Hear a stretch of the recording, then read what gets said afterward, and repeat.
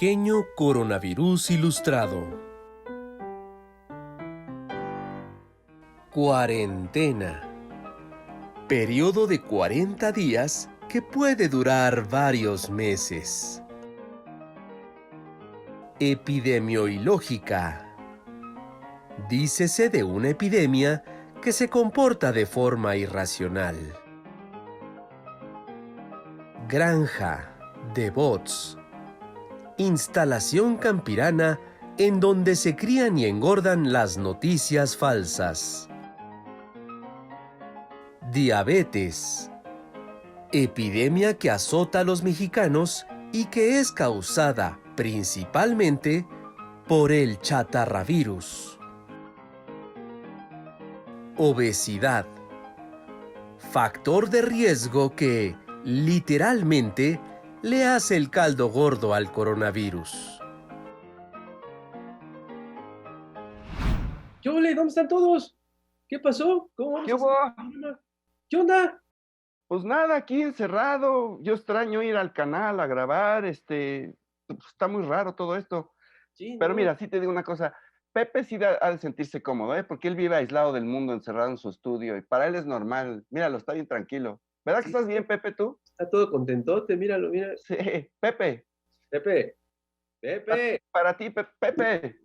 Perdón. Ah, Ya, es que sí, me compré está buenísimo, me lo compré en Amazon Gol. y es muy bueno para este tipo de enlaces que están muy de moda. Yo se los recomiendo mucho. ¿Saben quién se acaba de comprar uno también? ¿Quién? Genaro García Luna. No me digas. ¿Para qué? Ah, ¿Para qué? Sí, lo pone en la celda y él puede hacer lo que quiera y los que están vigilando ahí creen que está muy... oye, hablando de Genaro García Luna y eso, ¿qué ha pasado con eso? Porque yo encerrado ya no leo nada, ni me he enterado de nada. ¿Qué pasó con ese tema, Pues mira, qué bueno que lo preguntas porque, ¿sabes qué? Invité a alguien para que nos platique de eso. Calderón. Qué Calderón. Si Calderón no se enteró de nada, nunca supo nada. No, ¿Qué claro, puede sí, no decir? sabía nada, es obvio, no. ¿Sabrá? ¿Quién sabrá? ¿No dan? Ah, Pues está con nosotros la mismísima Anabel Hernández. Hola, Anabel. ¿Qué tal, compañeros? ¿Cómo están? Bien, ¿tú? Los veo bien, han sobrevivido. Pienso que a ustedes ni el virus los puede acabar, así que al menos dicen que hierba mala nunca muere, así que Toco Exacto. tampoco que madera. coronavirus, pienso yo, sobrevivirán ustedes. Serán los últimos de la especie que se queden en el planeta. Qué horror. La Presiento. pesadilla de Darwin. Nos vamos a aburrir mucho. Oye, Anabel, pues muchas gracias. Qué bueno que estás aquí con nosotros. No, al en el contrario, Averno. gracias por la invitación. Yo quiero decir que conocí a Anabel hace 15 años, cuando yo tuve el gran honor de ilustrar la portada de su primer libro, es que cierto. hizo junto con Arelí Quintero, Exacto. La familia presidencial, que donde venía, entre muchas otras cosas, Ataque de las toallas de Fox. Exacto, el Paya Y Gates. desde entonces a la fecha has hecho muchos otros libros y unas investigaciones muy importantes que con mucha relevancia y que en estos días han tenido incluso aún más relevancia, desde que Genaro García Luna, el secretario de Seguridad Pública de Calderón, está en la cárcel. Entonces, para ir por partes, pues me gustaría que nos contaras quién es Genaro García Luna, que tú lo has investigado desde mucho antes de que fuera secretario de Seguridad Pública con Calderón. ¿Quién es Genaro García Luna y por qué llegó a tener tanto poder? Bueno, esta historia de García Luna realmente llegó a mí de una manera prácticamente casual. Debo explicarles a ustedes y al auditorio que yo no lo estaba investigando. Yo llevo desde el 2005 investigando al cártel de Sinaloa. Ese realmente ha sido mi objetivo, mi punto, y desde hace 15 años ahí estoy siguiendo la línea de esta organización criminal que ha crecido de una manera así exponencial, que hoy tiene presencia en 60% del planeta. Hoy me encuentro yo fuera de México por las circunstancias de seguridad, de amenazas de muerte que he sufrido, como ustedes saben, pero me encuentro en Europa aprendiendo siempre más de esta organización criminal que se extiende por todo el planeta, y justamente investigando al cártel de Sinaloa es que comenzó a aparecer en mis pláticas con narcotraficantes, con lavadores de dinero, con abogados, con policías honestos, con militares honestos, el nombre de este sujeto. Y la primera vez que aparece es en la época de transición de Felipe Calderón, cuando estaba el cambio de gobierno de Vicente Fox a Felipe Calderón, porque había un grupo de militares que se habían reunido con Juan Camilo Muriño, quien entonces era el responsable, el brazo derecho de Felipe Calderón. Sabemos que era un amigo íntimo, entrañable para él, un compañero de su partido, etcétera, etcétera. Y era Juan Camilo Muriño en ese momento quien era el responsable, pues, de armarle una terna a Calderón de quiénes podrían ser los próximos secretarios de Estado. Y en esa reunión hubo militares que le advirtieron a Juan Camilo Muriño, evidentemente al presidente, ¿no? También, que este hombre, García Luna, tenían que ya iniciar investigaciones criminales en contra de él, averiguaciones previas en la PGR, porque ellos presentaron en esa reunión audios, videos de gente de García Luna recibiendo dinero de los narcos, reuniéndose con narcos y, por supuesto, hablando pues, de que su jefe, García Luna, estaba atrás como amparando todas estas relaciones de su equipo más cercano. Estamos hablando de gente como Luis Cárdenas Palomino y otra serie de funcionarios que después dieron mucho que hablar. Y en vez, para sorpresa de los militares, en vez de que Felipe Calderón y Juan Camilo Muriño desecharan de la lista a García Luna y lo metieran a la cárcel, pues no solo no lo metió a la cárcel y no lo investigó, sino que lo nombra secretario de Seguridad Pública. Ya para mi libro en 2008 de Los cómplices del presidente pude saber por qué.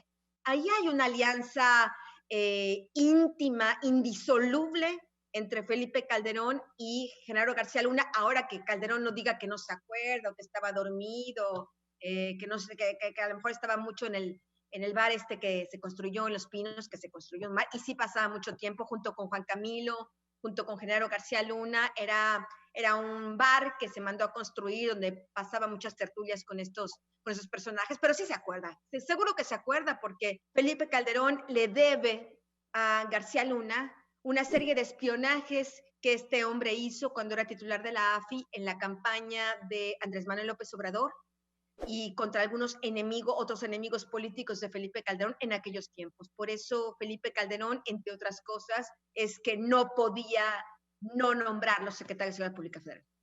O sea, le advirtieron de todo eso y él dijo, perfecto, cumple todos los requisitos. Pues si lo queremos ver, en realidad sí. Porque no es que tampoco luego el señor Calderón nos va a contar la historia, es que estaba secuestrado, no, yo no sabía, ya me tenía agarrado con el espionaje político, no tenía yo opción, no. Porque después, ahí en Los Pinos, en los primeros años de gobierno, estamos hablando de 2007, 2008, esta relación que empezó siendo de complicidad entre Genaro García Luna y Calderón, se convirtió en una amistad inigualable. García Luna iba en las tardes a Los Pinos y también iba los fines de semana, en sus días de descanso, a ver a Calderón. Iban a este bar, se encontraba con él en este bar que Calderón construyó ahí en el sótano de Los Pinos, solo para hombres, y ahí se reunía también con Juan Camilo Muriño, y después se iban a retosar a los jardines de Los Pinos y jugaban gocha. Jugaban a las escondidillas y jugaban gocha. La sé de primera mano de la gente de Los Pinos que estaba en ese momento trabajando ahí. Y después, cuando no jugaban gocha, se echaban unas cascaritas de fútbol en Los Pinos. Entonces, a lo que me refiero es, esta relación no era solamente de un presidente y un secretario de Estado, que el presidente diga, no, pues ya lo que hacía el señor García Luna en su casa, pues, ¿cómo saberlo, no? Era mi funcionario público. No es que yo estuviera detrás de él las 24 horas del día. No puede decir Calderón que no lo sabía, porque era también su amigo. Cuando uno nota que el amigo se compra un Rolls Royce, a ver, por ejemplo, si tú ves a Hernández Arrapé que se compra un Rolls Royce, no le dirías, oye amigo, pero ¿de dónde, no? Y no eso, somos compadres, nos gusta pasar tiempo juntos, pero y se compró y de pronto nos sale que se compra una residencia en Jardines en la Montaña de más de $2 millones y le preguntaríamos al amigo Rapé, oye, pues Rapé, ¿te compraste una casa ahí? ¿Algún pariente millonario, no? Ups. Pero pues, no que sepamos o sí, bueno, yo no lo sé, luego te investigo si quieres, te hago una investigación patrimonial, aquí la balconeamos, Sí, pero sí. el punto es que no puedes decir que no sabía. Oigan, esto está buenísimo, pero tenemos que irnos a la cápsula de Cintia Bolio, La Chamuca, y regresamos. No se vayan.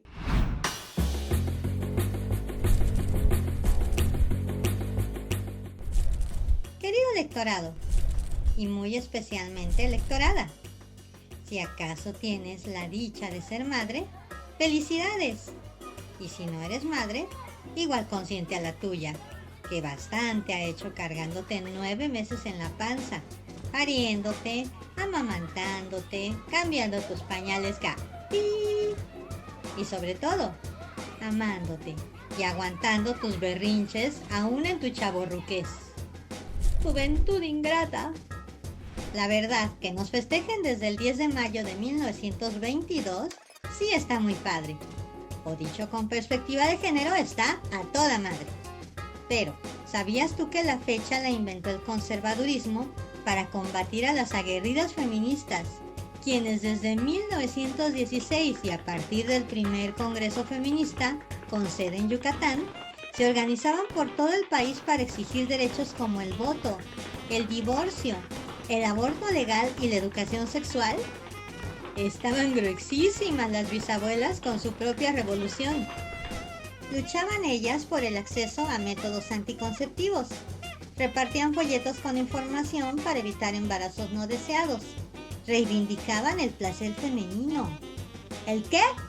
Escándalo total, que la derecha se dedicó a contrarrestar en las siguientes décadas con sendas campañas y concursos por la decencia y la moral. ¿De quién? Que premiaban a las madrecitas más abnegadas, religiosas y prolíficas.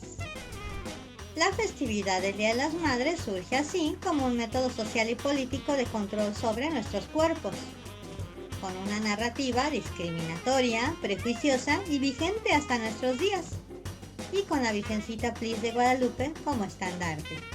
Nuestra labor feminista se extiende en el presente en pos de una maternidad voluntaria, planeada y digna, y en pos de proteger a niñas y adolescentes del oscurantismo y de los depredadores sexuales y sus amigotes prohibidos que solapan a la pederastia y a la otra epidemia, la de embarazo infantil y adolescente.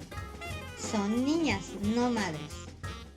Eliminar la violencia obstétrica que sufren las mexicanas antes y después del parto, así como lograr el aborto legal, seguro y gratuito para todo México, seguirán como enormes pendientes en la agenda, hasta lograr el pleno respeto a derechos reproductivos y sexuales de las mujeres. En el siglo XX, la madre mexicana se abnegó a ser celebrada con lavadoras, planchas y licuadoras y pues ya estuvo suave. Espero que tus bendiciones se modernicen, se pongan progres en el actuar cotidiano y con el festejo, y que no te quieran dar como regalo más trabajo doméstico. Y si así lo hicieren, aquí te obsequio yo, con todo cariño, el vale madre, hecho de fino ladrillo, canjeable al momento. ¡Feliz día! Ante la emergencia sanitaria, las prioridades se mueven en universos paralelos. Universos paralelos. En nuestro universo, el coronavirus es la peor epidemia que ha enfrentado la humanidad en más de 100 años. La llegada del COVID-19 tomó a México en una situación difícil, pues en la era neoliberal se había desmantelado el sistema de salud. Había un faltante de 200,000 médicos y 300,000 enfermeros.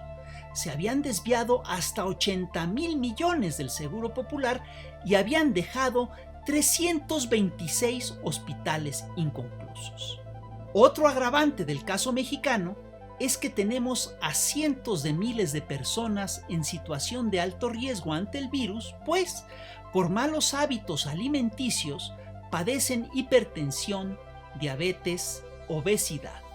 Ante esta situación delicada, hay quien piensa que lo que hay que hacer es fortalecer el sistema de salud, establecer una cobertura universal y proteger a la población en riesgo. Pero en otro universo, uno muy rico y sofisticado, han llegado a otra conclusión muy distinta. Para ciertas élites empresariales, ante la pandemia, lo que urge no es apoyar a la población, sino endeudar al país para salvar a las grandes empresas y aprovechar la emergencia sanitaria para acabar con un virus más peligroso que el SARS-CoV-2, el virus del populismo. Para los que viven en este universo, por el bien de todos, primero sus empresas. Así, algunos millonarios exigen que sus empleados trabajen como si nada en plena crisis sanitaria. Según este sector, lo mejor que le puede pasar a México es hacer un nuevo Fobaproa, que los pobres pagarían en cómodas mensualidades por varias generaciones para que ellos puedan mantener su estilo de vida y puedan seguir sacando millones de dólares al extranjero. En este universo, eso es defender la democracia, y la idea de que democracia es el gobierno del pueblo es mero populismo. En una galaxia no muy lejana, en Washington, reina otro magnate, un tal Donald Trump, que presume tener gran inteligencia. Y este propuso que la gente se inyectara desinfectante y que se sometiera a bombardeos de luz ultravioleta. Según reportes de prensa en ese universo, después de este anuncio, más de 100 norteamericanos fueron hospitalizados por ingerir desinfectante o lejía. Al ver estas reacciones de la élite ante la crisis, la pregunta que le viene a la mente a los científicos es: ¿qué les pasa? ¿En qué planeta viven? ¿A qué especie pertenecen? ¿Tendrán rastros de humanidad? Bueno, estamos de vuelta con Anabel Hernández. Oye, Anabel, yo tengo una duda. Genaro García Luna estaba muy cómodo en Estados Unidos, ya tenía rato viviendo allá. Claramente se ve que aquí no se sentía seguro ni protegido, pero allá sí. Pero de pronto algo cambió en Estados Unidos. No sé qué pasó y eso es lo que quiero que me expliques. Y de la nada lo agarran y lo meten a la cárcel. ¿Qué pasó? Justamente es lo que estoy escribiendo un artículo, un reporte que va a salir ahora con Aristegui Noticias en los próximos días. Y justamente hablo de ese tema. Para no quemar mucho el tema y para dar una respuesta, te diré que a García Luna le pasó como el agua que está en la olla, como la rana que está en la olla, y que le están calentando el agua, le están poniendo la camita, ¿no? Le calientan el agua, y ya que está hirviendo, está tan acostumbrado al agua caliente que ya no lo ve venir. Eso fue lo que le pasó a García Luna, no la vio venir. Yo lo que me consta es que al menos desde 2014 ya una oficina de la Agencia Antidrogas de la DEA en Estados Unidos ya tenía en sus manos pruebas muy fehacientes, muy claras de cómo poder comprobar que los dichos que estaban así diciendo traficantes desde hacía tanto tiempo, de que este hombre había traficado con ellos, que los protegía, que recibía sobornos de ellos, para comprobar, para hacer el cruce y poder pescarlo. Y lo que pudieron hacer es lo que yo hice durante tantos años aquí en México, que es una investigación patrimonial. García Luna se confió tanto y lo dejaron que se confiara, porque entre más se confiaba, más pruebas se acumulaban. ¿Y lo tenían ahí mismo en su país? No, claro, es como, y lo digo con respeto, pero pues no me viene a la mente, que conste que lo digo con respeto, pero no se me viene a la mente otra cosa. Es cuando está cebando al cerdo. Cuando lo está cebando, con respeto al cerdo, ¿verdad? Para llevarlo al matadero. Es un poco así, con todo respeto. Es que no se me viene otra cosa en la cabeza. ¿Sabes no se me viene mucho otra cosa en la cabeza. No, entendemos que lo dices con todo respeto a los cerdos. Es lo único que se me viene a la cabeza. No sé por qué, pero es lo único que se me viene a la cabeza. Pero es así como sucedió. Se confió, pero había una razón mucho más seria de fondo de por qué se confió. Y se confió porque, por un lado, dejó amigos en todo el sexenio de Enrique Peña Nieto que no lo molestaran. Estaba ahí este hombre, Humberto Castillejos, que era durante el sexenio de Enrique Peña Nieto, fue el consejero jurídico, y Marcos Castillejos era el cuñado de Luis Cárdenas Palomino, el compinche, el cómplice, el amigo. Dice que su compadre de Genaro García Luna, que es otro policía corrupto que ya está bajo la mira, ¿no? Y entonces pensaba, ahí está Marcos Castillejos, que me está protegiendo ahí. Ahora sabemos, gracias a la unidad de inteligencia financiera que dirige el señor Santiago Nieto, que en ese sexenio de Enrique Peña Nieto le dieron más de 2,000 millones de pesos en contratos a García Luna en empresas. Dinero público que le llegaba a sus empresas. Y por otro lado, este hombre, García Luna, lo que pudo hacer es tejer una red de amistades también con funcionarios de los que se presume una clara complicidad en Estados Unidos. Oye, Anabel, y esta investigación que está ahora en Nueva York contra García Luna no es solo contra él, sino contra una amplia gama de personajes. Tú has comentado que sigue habiendo personajes muy cercanos a García Luna en posiciones estratégicas, pues, para no involucrarlo aquí en México. ¿Podrías platicarnos un poquito de esto? Yo publiqué incluso los nombres. Yo ahorita no tengo cómo checar en mi artículo, pero yo publiqué los nombres en febrero de este año en una columna semanal que tengo con la agencia esta de noticias internacional, Deutsche Welle, esta agencia Alemania, y ahí publiqué los nombres de personas que están en la Fiscalía General de la República.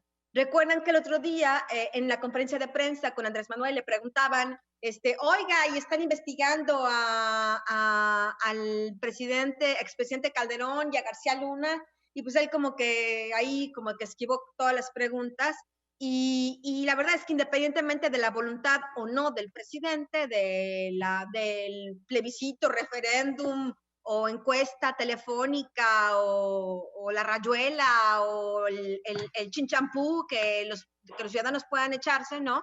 Lo cierto es que la Fiscalía General tiene la obligación por ley de investigar estas cosas de oficio. Y el problema es que si García Luna tiene gente muy, muy vinculada a él, en el sentido de acuerdo a la información que yo tengo, a las investigaciones que he hecho, eran de los que agarraban las cajas de huevo llenas de dólares, de miles de dólares, de los sobornos del cártel de Sinaloa. Bueno, pues parte de estos que agarraban las cajas de huevo y las metían en el closet o hacían compartimentos en el pavimento para meterlas. Yo hablé con familiares de estas personas, por eso a mí no me pueden contar historias. Yo esta información la llevo investigando durante todos estos años y hablé incluso con familiares de estos policías corruptos. Hablé con empleados de ellos e incluso podía decirte cómo escondían el dinero, cómo lo iban gastando, etcétera, etcétera. Entonces, estas personas siguen ahí en la Fiscalía General y por eso podemos entender tal vez, pues, por qué pareciera que no avanzan las cosas. También uno pensaría que esta gente tuvo bastante tiempo desde que terminó el sexenio de Calderón para limpiar sus huellas y no dejar mucho de dónde agarrarlos. ¿O sí hay de dónde? Pues yo creo que estos compañeros, una investigación patrimonial, no la superan. Porque ustedes saben, como dice el dicho que ya sé que es un refrán muy, muy gastado, muy quemado, de ni el amor ni el dinero se esconden, pues es lo mismo. Es lo que le pasó a García Luna. Tenía tanto, que no halló cómo esconderlo. Y como pensar, se creía muy listo y pensaba, no, pues yo simulo que unos empresarios me prestan cosas, me rentan propiedades, y luego los empresarios dicen, sí, yo se los he rentado al señor García Luna, ¿no? Y hace incluso correr la historia de que eran pago de favores, tal vez corrupción. Para García Luna era mejor que algunos pensaran que estos favores de los empresarios eran por corrupción, que se descubriera de quién eran realmente esas propiedades y estos empresarios realmente qué es lo que estaban haciendo. Entonces, estos recursos no se pueden esconder y sobre todo no se pueden esconder porque es como el Chapo, como el Mayo, es su ganancia. No es que los van a quemar, los coches y las casas y lo que han regalado a las mujeres, a las amantes, etcétera, a los hijos. No lo van a quemar porque esa es su ganancia. Eso es su botín de haberse ensuciado durante tantos años. Entonces no creas que la única manera que podían hacer es como tratar de limpiar. Ya cuando García Luna intentó hacerlo, ya pues era muy tarde. Ya no podía deslindarse de todo lo que ya había hecho económicamente hablando, moviendo dinero a Estados Unidos. En ese sentido, lo que está haciendo la unidad de investigación financiera podría ser importante, ¿no? Absolutamente. Absolutamente. Yo sí pienso que, y lo digo honestamente, sí pienso que este hombre, Santiago Nieto, es uno de los pocos, pienso yo, que está haciendo cosas concretas. No sabemos todavía qué está haciendo la Fiscalía. A lo mejor está totalmente en sigilo haciendo una superinvestigación y nos sorprende uno de estos días. Ojalá. La verdad me parece ya un poco tarde, pero que me refiero que se está tardando mucho, ¿no? Pero querramos pensar que es así, pero el señor Nieto al menos está entregando cosas muy concretas, porque recordemos que ya le congeló las cuentas a García Luna, a su hermana, a su esposa, ¿no? A empresas de él y de otras personas ligadas, y esto le ha impedido a García Luna de pagar abogados de estos súper ricos, súper potentes en Estados Unidos. No porque no tenga el dinero, no pensemos que esto que le contó el señor Santiago Nieto sea todo, pero como tiene que ahora simular ser pobre, pues no va a sacar la caja del huevo, ¿verdad? Y decir, a ver, ¿cómo les pago? ¿Cómo? ¿De 500, de 100, de a 20? ¿De cómo les pago? No puede hacerlo. Aunque tenga el dinero, no puede hacerlo. Y yo tengo una cuestión que plantearte. El tema que está en estos días es que si Calderón sabía o no sabía lo que hacía García Luna, pero todo lo apunta a que era una decisión de Estado, o sea, no solo es que supiera, sino que era una decisión de él, el involucramiento de García Luna y su gobierno con el cártel de Sinaloa, ¿no es así? Ese es el punto. Y yo por eso, desde que García Luna fue detenido en Nueva York, que era una detención mucho más importante incluso que la del Chapo Guzmán. Porque la del Chapo Guzmán, número uno, no era el capo de capos que nos querían vender, ¿no? Era un hombre importante en el cártel de Sinaloa, un viejo accionista, ¿no? Pero el capo de capos era el Mayo, y con todo lo que ello implica, que hablé en el libro El Traidor, el diario secreto del hijo del Mayo. Pero realmente quien conoce el entramado desde adentro del gobierno es García Luna. García Luna está enquistado en las principales instituciones de inteligencia y seguridad pública de este país desde el 89. Estamos hablando que el cártel de Sinaloa, el señor Mayo Zambada, Ismael Mayo Zambada, lleva 5 décadas haciendo lo que se le da la gana en este país, dialogando con cada presidente de la República. No son diálogos aquí con los secretarios de Estado o con los policías del crucero, son diálogos principalmente a este nivel.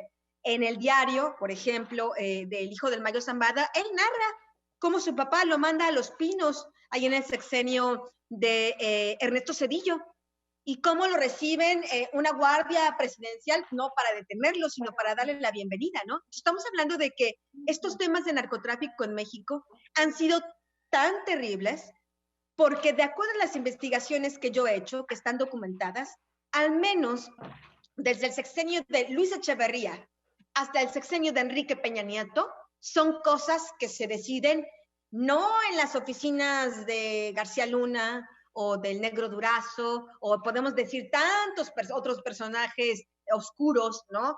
De la historia de México, estos funcionarios corruptos, sino en Los Pinos o con familiares de los presidentes. Así es como ha sucedido. Entonces, me parece que por eso es crucial que haya este juicio. Ojalá haya este juicio. Si a mí me preguntas, yo pienso que no habrá, porque pues ya García Luna entendió pues que esta agua estaba muy caliente, que ya la piel ya se quedó sin piel, ¿no? Ya, por decir otra vez el símil de esta rana, se quedó sin piel. Ya para sobrevivir, él no podría sobrevivir un juicio. ¿Por qué?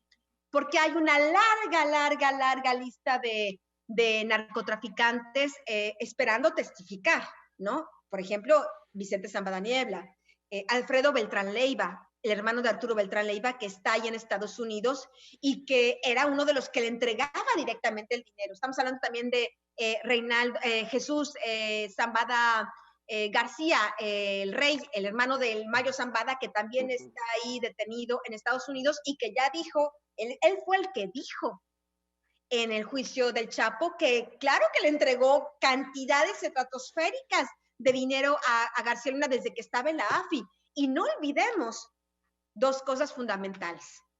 Tú me preguntas específicamente de Calderón. Hay 3 historias de Calderón que están ahí.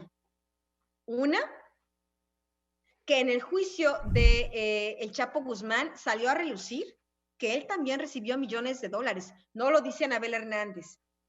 Lo dice un testigo que declaró en el juicio, que después lo censuraron para que no saliera, pero están los documentos. Y estos testigos no son de estos testigos de oídas, de a ver de qué me acuerdo, que me invento. La única manera de que estos narcotraficantes en Estados Unidos puedan ver disminuidas sus condenas es si dicen la verdad. No pueden decir, es que me fui a traficar droga a Marte o a la Luna. No, eso no les va a servir a menos que lo puedan probar. Lo único que sirve sus testimonios es si hay manera de comprobarlo. Si hay datos que después en las investigaciones del gobierno de Estados Unidos arrojan que la información es cierta.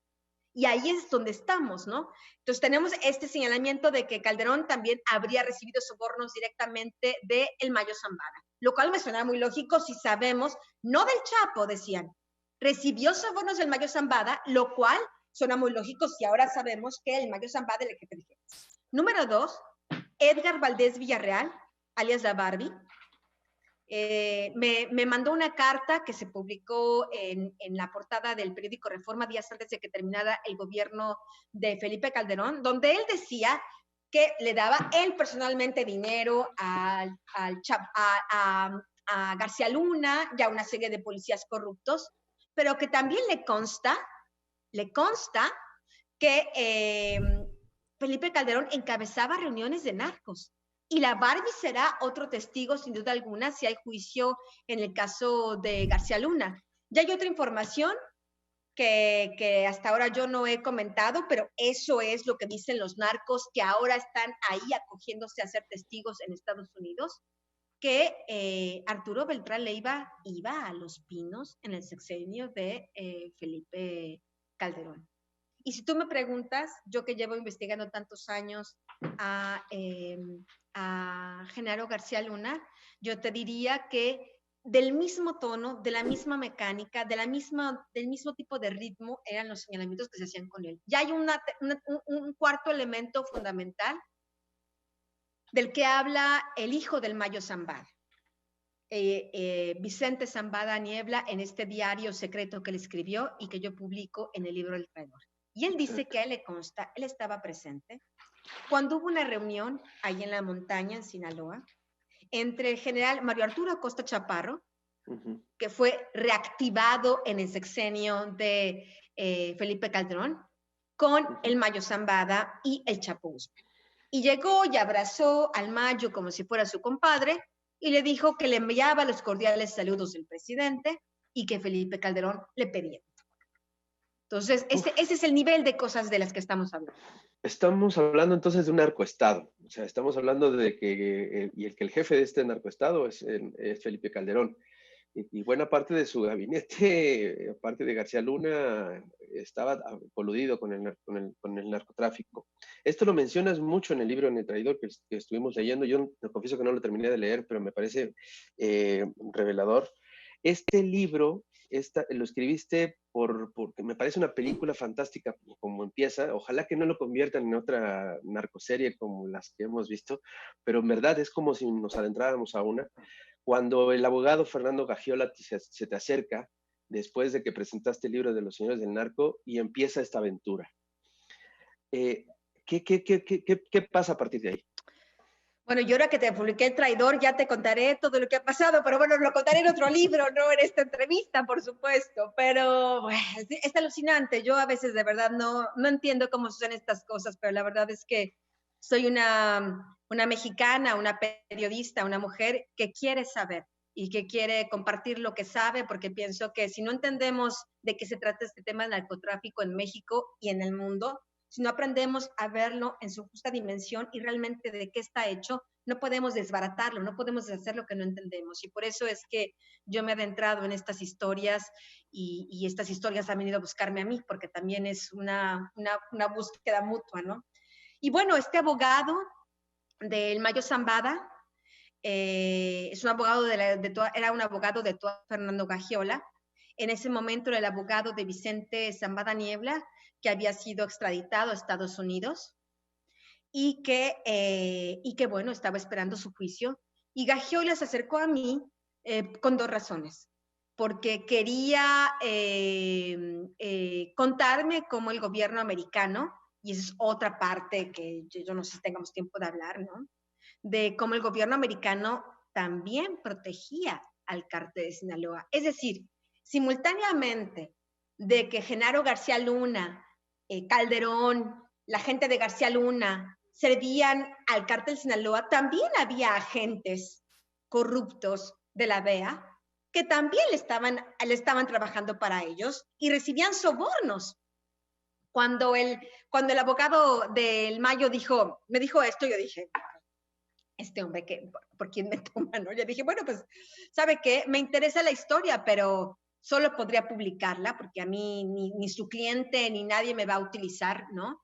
Solo podría publicarla porque es una historia de interés público si usted me entrega las pruebas. Y yo pensé, este señor no va a volver. Y volvió. Y volvió con contratos de la DEA, con el cártel de Sinaloa, firmados, que después finalmente se hicieron públicos en la corte de Chicago. Y tuve una relación de fuente de información periodista durante 5 años que este abogado me contó todos los secretos del cártel de Sinaloa. Él iba con el permiso del gobierno americano todavía a estar hablando con el Mayo Zambada y después el mensaje entre el Mayo y su hijo, ¿no? Y el Mayo Zambada y su hijo sabían que el abogado estaba hablando conmigo y después el abogado supo que estaba enfermo de cáncer y decide darle otra vuelta a la tuerca, si lo podemos decir de esta manera, y lo que decide es incluso saltarse la voluntad del Mayo, no respetarla y comenzarme a hablar ya de cosas que ni siquiera le convenían al Mayo Zambada y finalmente antes de morir, que murió en el 2015, me da copia del diario secreto que había estado escribiendo Vicente Zambada Niebla en la cárcel y que bueno, ahí es donde habla con todo detalle de esto de este tema y muy puntualmente del papel grotesco que jugó el gobierno de Felipe Calderón, mintiéndonos a los mexicanos, diciendo que había habido una guerra contra el narcotráfico, cuando lo único que hubo fue un pacto con el cártel de Sinaloa para así hacer la guerra a los Zetas y a todos los enemigos del Chapo y del Mayo Zambada, del cártel de Sinaloa, porque el objetivo era que el cártel de Sinaloa fuera el monopolio de las drogas en México. ¿Con qué propósito? Yo sigo pensando sobre esto. Si a mí me preguntas cuál es el objetivo, ¿por qué? ¿Era solo un tema de corrupción? No lo sé. No tengo todavía respuestas muy claras. Estoy en eso. Es una cosa que todavía falta investigar. ¿Por qué? ¿Por qué simultáneamente unos funcionarios públicos del gobierno americano y este gobierno de México estaban apoyando? ¿Cómo se decidió eso? ¿Quién lo decidió? ¿Se sentaron en una mesa? ¿Cómo lo hicieron? Eso es una cosa que estoy en eso. Pero muy probablemente esa fue una decisión tomada allá en Estados Unidos, ¿no? Yo me lo pregunto. Yo la verdad, si tú me preguntas,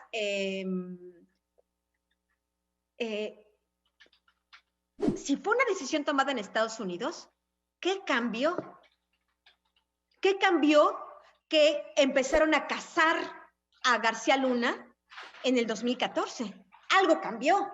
A mí lo que me parece es que no fue una decisión del gobierno, me refiero, no una decisión presidencial como pudo haber muy seguramente sucedido aquí en México, sino de algunos malos elementos, ¿no? Que incluso siguieron protegiendo a García Luna hasta que ya no les fue posible más hacerlo, ¿no? Pero por eso te digo que honestamente aún hay muchas preguntas que hacerse. Yo yo prefiero ser cauta y no sé conjeturas porque aún no lo sé, lo estoy investigando, quiero saber, porque es una parte fundamental.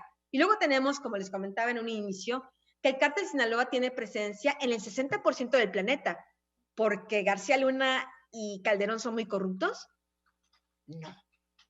Entonces, hay cosas que escapan todavía a nuestro entendimiento y yo realmente lo que he decidido hacer es abrir todavía más mi marco de investigación para entender, ok, sí, lo que pasaba en México es así y no hay menor duda, ¿no? Ahí están estas personas y enfrentar a la justicia los que faltan. Pero ¿y lo que pasa afuera? ¿Cómo pudieron todos ponerse de acuerdo en una repito, en una mesa, en un café, en una ¿cómo? Quiero saber. Oye, Anabel, hace un momento mencionabas algunas cosas sobre el juicio a García Luna y también mencionabas sobre pues la complicidad de autoridades norteamericanas. ¿Hasta dónde crees que pueda llegar este juicio? ¿Hasta dónde crees que pueda soltar la sopa García Luna? Ese es el ¿A qué punto se va a topar también con descobijar a las mismas autoridades gringas? Ese es el punto. Por eso te digo que yo sí pienso que este juicio, que este caso, es más importante que del Chapo Guzmán. Porque estamos hablando que alguien de adentro del gobierno podría, para salvar el pellejo, pues porque tampoco dijéramos que si fuera un hombre íntegro o valiente, hubiera hecho otra cosa de su vida y no esta, ¿no? Entonces yo no creo que vaya a sacrificarse por los amigos o por los compadres o por los socios. Además, porque ahora su esposa está totalmente hasta el cuello en esto, porque García Luna arrastró a su esposa en la creación de un montón de empresas y de compra de propiedades que no tiene cómo justificar.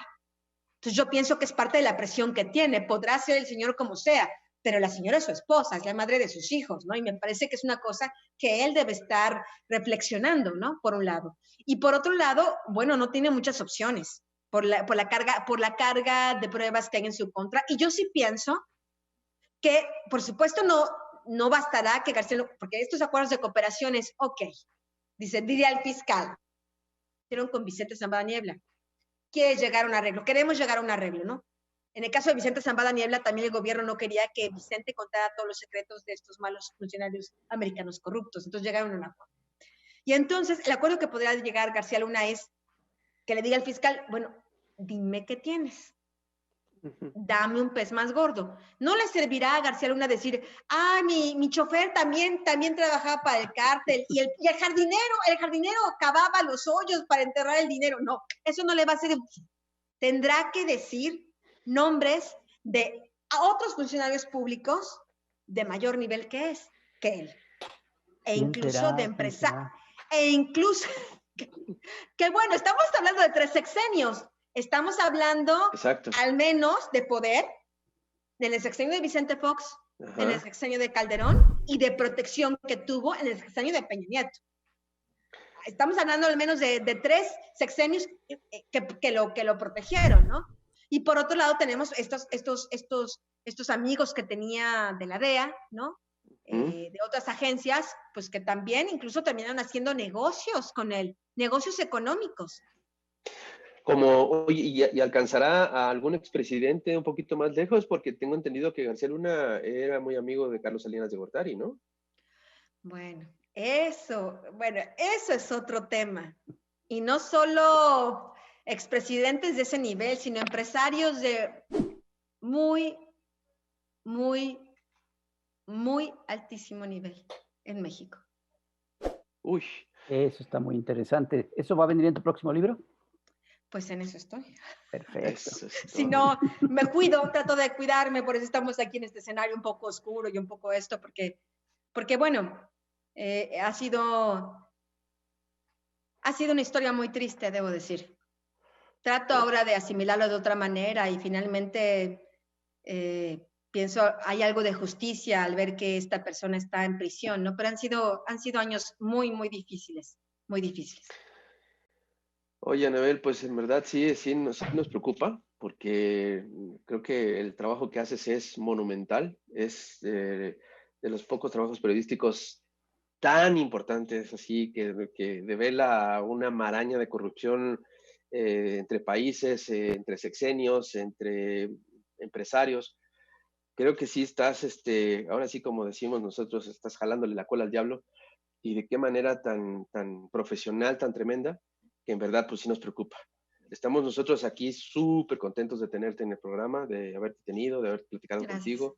A esto yo creo que da como para 20 programas, porque a mí me quedaron muchas preguntas, muchas dudas, que bueno, yo espero que los podamos repetir, ¿no? Entonces, si alguien tiene algo más que decir.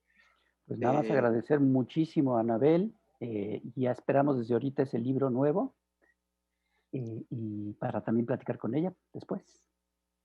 Todas las veces. Mucho gusto. Muchísimas gracias, muchísimas gracias, cuídate mucho y Claro que sí. pues te esperamos para otro. Pues ahora que pase esto del coronavirus y que ustedes abran ahí su changarro, el estudio, yo ahí les caigo sin duda alguna. Que se le quite la fiebre a Rapé, sospechosa. Sí, no nos voy a contagiar un tanto con la mascarilla ahí, no, cuídense. Oiga, pues muchas gracias, en serio, Anabel, a todo nuestro público querido aquí en YouTube, en los canales. Nos vemos a la próxima. Cuídense mucho, compren la revista Chamuco, métanse a la página, visítenla. Se está poniendo cada vez muy, muy buena. Hay un concurso infantil. Por favor, entren y díganle a sus niños que le entren. Cuídense mucho y nos vemos. Un abrazo desde acá. Un abrazo fuerte, Anabel. Gracias. Gracias, amigos. Gracias.